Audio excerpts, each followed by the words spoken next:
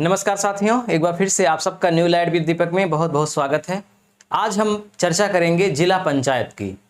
इस वीडियो में हम पूरा कवर कर लेंगे जिला पंचायत का गठन कैसे होता है, इसमें कितने प्रकार के सदस्य होते हैं, उनका काम क्या होता है, अविश्वास प्रस्ताव कैसे पास होता है, सब कुछ इस छोटे से वीडियो में हम क्लियर कर देंगे। तो वीडियो को पूरा देखिएगा, स्किप मत करिएगा। तो सबसे पहले समझते हैं कि जो जिला होता है, डिस्ट्रिक्ट, वह शहर और गांव से मिलकर के बनता है। शहर और गांव। शहर का अलग प्रशासन होता है, गांव का अलग प्रशासन होता है। शहर के लिए नगर निगम होता है, अगर बड़ा शहर है, नगर पंचायत, नगर पालिका परिषद इस तरह के कार्य करते हैं। और गांव के लिए जिला पंचायत, गांव के लिए जिला पंचायत, क्षेत्र पंचायत और ग्राम पंचायत कार्य करते हैं। तो हम बात आज करेंगे जिला पंचायत की। नाम से लग रहा है कि जिला यानी कि शहर होगा, यानी कि ये पंचायत शहर में काम करती होगी। ऐसा नहीं है। ये पंचायत जो जिले की है, यह गांव के लिए काम करती है। तो सबसे पहले हम ये समझ लें कि आखिर गांव और शहर को हम बांटते किस आधार पे हैं, कैसे पता करते हैं कि कौन सा स्थान गांव है और कौन सा स्थान शहर है। तो देखिए, सबसे पहले एक होता है जिला मुख्यालय। राज्य सरकार जब किसी जिले में जिला मुख्यालय घोषित करती है, तो उस जिला मुख्यालय से मान लीजिए कि जो गांव सटे हुए हैं, ये जिला है, छोटा सा शहर है और इस शहर में नगर निगम है मान लीजिए, या नगर पालिका परिषद है। तो अब इस मुख्यालय से सटा हुआ अगर कोई गांव है और उसका भी रहन सहन पूरा शहर जैसा हो गया, वहां पे लोग खेती बाड़ी कम कर दिए, उद्योग धंधों पर डिपेंड हो गए, नौकरी चाकरी ज्यादा करने लगे, तो अगर वह मुख्यालय से सटा हुआ गांव है तो फिर उसको भी शहर घोषित कर दिया जाएगा। लेकिन अगर कोई दूर गांव है तो भले वहां की रहन सहन शहर से भी अच्छा हो जाए, लेकिन अगर मुख्यालय से दूर है, उसके बीच में कई गांव हैं, तो फिर उसे शहर आमतौर पे घोषित नहीं किया जाता। अगर यही पे गांव जिसका रहन सहन शहरी जैसा हो गया है, अगर इस शहर से जो सटे हुए स्थान है अगर उनसे सटा हुआ होता तो इसे भी राज्य सरकार घोषित कर देती। लेकिन ये दूर है काफी, इसलिए अभी इसे गांव ही माना जाएगा और यहाँ पर ग्राम पंचायत का गठन होगा। आप लोगों ने प्रायः देखा होगा, आपके आसपास कुछ बाजार ऐसे मिल जाएंगे जहां पे बहुत अच्छी व्यवस्था है नालियों की, सड़कों की, और वहां पे लोग खेती बाड़ी भी कम करते हैं, फिर भी वहां गांव के प्रधान का चुनाव होता है। लेकिन नियम यह है कि उसे शहर घोषित हो जाना चाहिए, लेकिन यही कारण है कि वो मुख्यालय से काफी दूर है। तो कुल मिला के राज्य सरकार ये तय करती है कि कौन सा स्थान शहर में शामिल होगा, कौन सा स्थान गांव में शामिल होगा। अब हम ग्राम पंचायत को समझ चुके हैं। अब सबसे पहले हम देखते हैं कि जिला पंचायत का गठन कैसे होता है, मतलब जिला पंचायत में कौन कौन शामिल होता है। तो देखिए, जिला पंचायत में एक होता है अध्यक्ष, जिसे हम बोलते हैं जिला पंचायत अध्यक्ष। एक होता है उपाध्यक्ष, यानी कि जिला पंचायत का उपाध्यक्ष। और तीसरे प्रकार के होते हैं सदस्य, जिन्हें क्या बोला जाता है, जिला पंचायत के सदस्य। मुख्य रूप से ये तीन प्रकार के लोग होते हैं। इसके अलावा उस जिले में जितने भी सांसद हैं, सांसद का मतलब दोनों, लोकसभा के सदस्य और राज्यसभा के सदस्य, जो उस जिले के अंतर्गत मतदाता के रूप में हैं, उन्हें भी शामिल किया जाता है जिला पंचायत में। इसके अलावा विधायक, जिन्हें हम विधानसभा का सदस्य बोलते हैं, दो प्रकार के होते हैं, एक विधानसभा के सदस्य और एक होते हैं विधान परिषद के सदस्य, जिस राज्य में विधान परिषद कार्य कर रही है, तो उन्हें विधायक बोलते हैं। तो विधायक भी जिला पंचायत में शामिल किए जाते हैं। इनके अलावा जितने भी क्षेत्र पंचायत के प्रमुख होते हैं, जिन्हें हम ब्लॉक प्रमुख कहते हैं, उन्हें भी जिला पंचायत में हम शामिल करते हैं। इसके अलावा उस जिले में जो शहर के नगर पालिका के अध्यक्ष हैं, मेयर हैं, तो चलिए मेयर हम लिख देते हैं, उन्हें भी हम जिला पंचायत में शामिल करते हैं। तो यहां पे देखिए, इसको हमने पहली लाइन में लिखा है, इन लोगों को दूसरी लाइन में लिखा है। उसका कारण क्या है, जब भी जिला पंचायत की कोई बैठक होगी तो उसमें ये सभी प्रकार के लोग शामिल होंगे। लेकिन जब मतदान होगा तो अध्यक्ष, उपाध्यक्ष और सदस्य ही मतदान करेंगे। ये लोग मतदान नहीं करेंगे, केवल उस बैठक में शामिल होकर के अपनी राय दे सकते हैं, है ना, मतलब कुछ सजेस्ट कर सकते हैं, बता सकते हैं। तो आपको समझ में आ गया कि जिला पंचायत का गठन कैसे होता है। अब हम देखते हैं कि जिला पंचायत में यह तो एक मान लीजिए कि नामित सदस्य हैं, परमानेंट हैं, ये शामिल ही रहते हैं। ये जो होते हैं इनका चुनाव होता है। तो सबसे पहले सदस्य का चुनाव होता है। तो हम देखते हैं कि सदस्य का चुनाव कैसे होता है। तो जिला पंचायत सदस्यों का चुनाव 50,000 की जनसंख्या पर आमतौर पर होता है, इससे भी ज्यादा हो सकता है।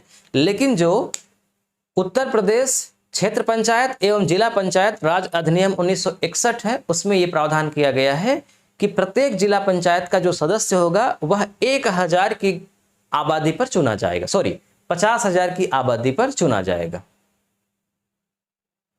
और इस 50,000 की आबादी में अब जाहिर सी बात है कि कई ग्राम पंचायतें होंगी, हो सकता है कि पूरा एक क्षेत्र पंचायत ही आ जाए उसमें। तो 50,000 की आबादी पर एक जिला पंचायत की सीट का गठन होता है, यानी एक प्रादेशिक निर्वाचक क्षेत्र बनाया जाता है जिला पंचायत के लिए। इतनी बात क्लियर हो गई। अब देखिए इन्हें चुनता कौन है, तो इन्हें चुनते हैं ग्राम सभा के सदस्य। ग्राम सभा के सदस्य, ग्राम सभा के सदस्य ही ग्राम प्रधान को चुनते हैं, ग्राम पंचायत सदस्य को चुनते हैं, ग्राम सभा के ही सदस्य क्षेत्र पंचायत सदस्य और जिला पंचायत के सदस्य को भी चुनते हैं। यानी कि गांव स्तर की जो मतदाता सूची होती है, उस मतदाता सूची के ही सभी लोग जिला पंचायत के लिए वोटिंग करते हैं। अब जो चुनाव लड़ता है जिला पंचायत सदस्य का, उसकी उम्र 21 वर्ष से अधिक होनी चाहिए। ये योग्यता के रूप में देखा जाता है। उम्र 21 वर्ष से अधिक होनी चाहिए, कोई लाभ के पद पर ना हो, पागल ना हो, दिवालिया ना हो, कोई मुकदमा ना चल रहा हो, ये सब देखा जाता है। और तो जब जिला पंचायत के सभी सदस्य चुन लिए जाते हैं, जितने भी होते हैं 50, 60, 100, 150, वो जिला की जनसंख्या के आधार पर होगा।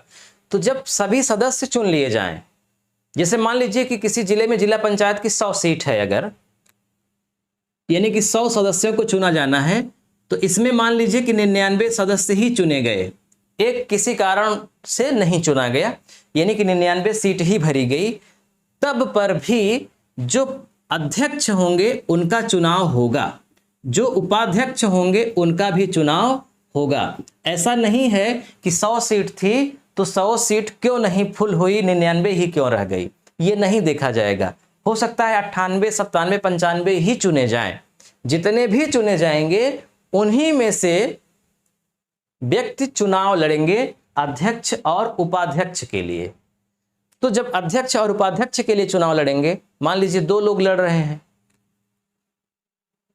ए और बी, अध्यक्ष के लिए 2 लोग लड़ रहे हैं, ए और बी। तो 99 लोग थे, तो 99 में 2 लोग चुनाव लड़ रहे हैं। तो जब वोटिंग होगी तो कौन लोग वोट करेंगे? जो सदस्य हैं, जिला पंचायत के सदस्य हैं, यही वोटिंग करेंगे, और जिसको ज्यादा मिल जाएगा वो व्यक्ति जिला पंचायत का अध्यक्ष बन जाएगा। तो कहने का मतलब कि जिला पंचायत के जो सदस्य हैं उनका चुनाव डायरेक्ट जनता ने किया, ग्राम सभा के सदस्यों ने किया, यानी उनका चुनाव प्रत्यक्ष हुआ। लेकिन जिला अध्यक्ष, जिला पंचायत अध्यक्ष और उपाध्यक्ष का चुनाव अप्रत्यक्ष हुआ, सीधे जनता ने नहीं किया, बल्कि जनता द्वारा चुने गए सदस्यों ने किया, इसलिए इनके चुनाव को अप्रत्यक्ष माना जाता है। अब देखते हैं जिला पंचायत का कार्यकाल। तो जितना कार्यकाल ग्राम पंचायत का, क्षेत्र पंचायत का, उतना ही कार्यकाल जिला पंचायत का भी होता है, 5 वर्ष। यह 5 वर्ष कब से निश्चित किया जाता है? जब जिला पंचायत का गठन हो जाता है, तीनों प्रकार के सदस्य चुन लिए जाते हैं, तो उनकी पहली बैठक होती है। तो जब पहली बैठक होती है उस समय से लेकर के 5 वर्ष तक देखा जाता है। तो जब 5 वर्ष बीतने को होता है, उसके पहले ही फिर से जिला पंचायत का चुनाव होता है और फिर से गठन हो जाता है। तो जैसे ही 5 वर्ष बीतता है, तुरंत अगली जिला पंचायत का कार्यकाल शुरू हो जाता है। तो 5 वर्ष बीतने के पहले ही चुनाव हो जाना चाहिए। अब मान लीजिए कि 5 वर्ष के पहले ही ये जिला पंचायत का भंग हो गई, राज्य सरकार ने किसी कारण से भंग कर दिया, तो भंग कर दिया तो उसके भंग होने के 6 माह के भीतर 6 माह के भीतर नई जिला पंचायत का गठन हो जाना चाहिए। जैसे मान लीजिए कि 5 वर्ष के लिए गठन हुआ है पहली बार, तो 2 वर्ष बाद अगर भंग हो गई तो जो नई पंचायत का गठन होगा वह सिर्फ 3 वर्ष के लिए होगी, न कि 5 वर्ष के लिए। और अगर 5 वर्ष पूरा होने में मात्र 6 महीने बचा है तब भंग हुई तो फिर 6 महीने के लिए नई पंचायत का गठन नहीं होगा, बल्कि फिर नई पंचायत का गठन पूरे 5 साल के लिए होगा। कहने का मतलब कि अगर इसको पूरा होने में 6 महीने से ज़्यादा का समय है तो जो गठित होगी पंचायत वह शेष समय के लिए होगी, और अगर 6 महीने से कम समय बचा है तो 5 वर्ष के लिए होगी। अब देखते हैं कि त्याग पत्र कैसे होता है। तो 3 प्रकार के आपको सदस्य बताए। एक अध्यक्ष हो गया, तो अध्यक्ष अपना त्याग पत्र किसको देगा? राज्य सरकार को। अब राज्य सरकार का मतलब क्या हुआ यहाँ पर, ये समझिए। राज्य सरकार का मतलब कि सीधे मुख्यमंत्री को तो देने नहीं जाएगा, तो राज्य सरकार जिसे प्रासंगिक समझे तो वहां का जो डीएम होता है, जिलाधिकारी होता है, आमतौर पर उसी को अध्यक्ष अपना त्यागपत्र देता है। त्यागपत्र का मतलब स्वयं के हस्ताक्षर से ये बताना होता है कि हम इस पद से हट रहे हैं। ठीक है, तो अध्यक्ष अपना त्यागपत्र राज्य सरकार को अर्थात डिस्ट्रिक्ट मजिस्ट्रेट को समझिए कि देगा। और इसी तरह से अगर उपाध्यक्ष अपना त्यागपत्र देगा तो उपाध्यक्ष डीएम को नहीं देगा, उपाध्यक्ष अध्यक्ष को ही देगा अपना त्यागपत्र। और जो अन्य सदस्य हैं, जिला पंचायत के जो अन्य सदस्य हैं, वो भी अपना त्यागपत्र अध्यक्ष को ही देंगे। तो आपको हमने क्या बताया, अध्यक्ष अपना त्यागपत्र राज्य सरकार को देगा, बाकी उपाध्यक्ष और सदस्य अध्यक्ष को ही अपना त्यागपत्र देंगे। अब बात कर लेते हैं अविश्वास प्रस्ताव की। तो जिला पंचायत अध्यक्ष के विरुद्ध अविश्वास प्रस्ताव लाया जा सकता है जिला पंचायत का गठन होने के 2 वर्ष के बाद ही। 2 वर्ष के पहले अविश्वास प्रस्ताव नहीं लाया जाता। यही प्रक्रिया क्षेत्र पंचायत में भी है, यही प्रक्रिया ग्राम पंचायत में भी है।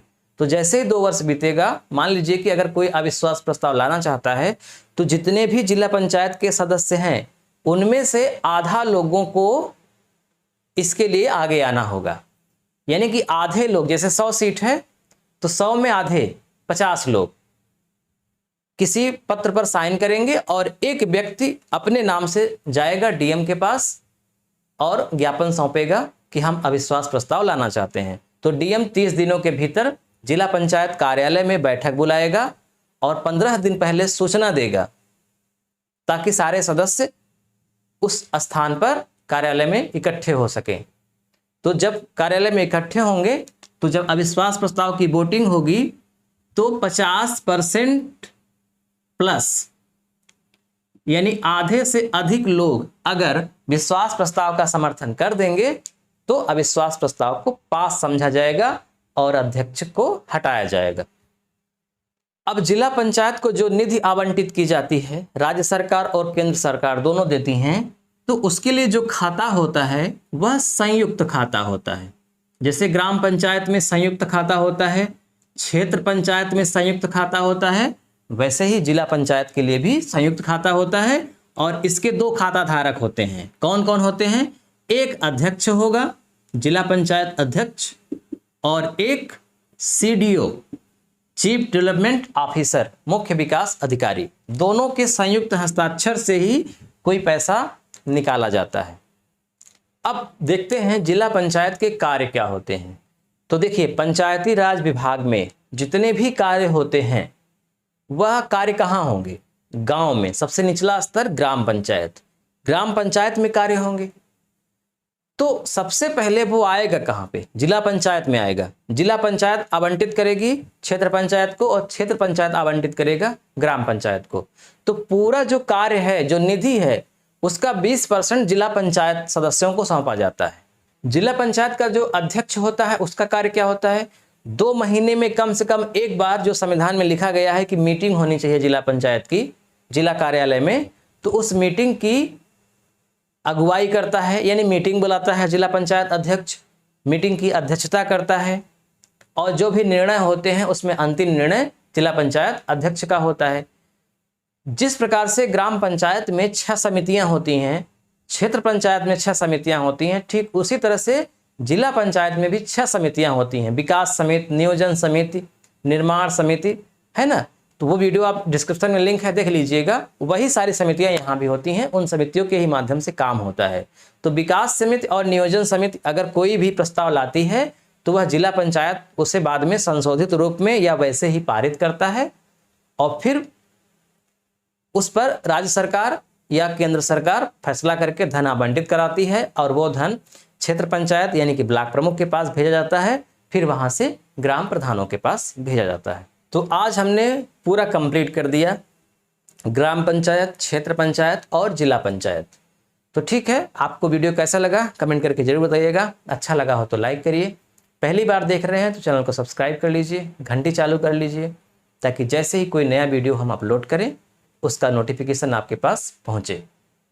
और क्या क्या बातें आपको समझ में नहीं आई आप निसंकोच कमेंट करिएगा, और आप क्या जानना चाहते हैं इस पर भी कमेंट करिएगा ताकि हम आपको वीडियो के माध्यम से समझा सकें। मिलते हैं नेक्स्ट वीडियो में, तब तक के लिए नमस्कार।